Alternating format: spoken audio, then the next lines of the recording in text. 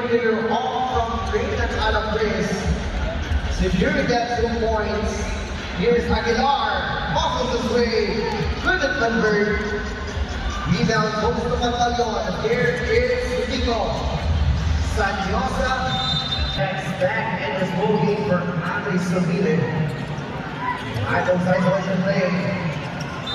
And now here is Barangay Salinbati. They are trailing by 4. And this third play, here's Mario on and up and under. Misses.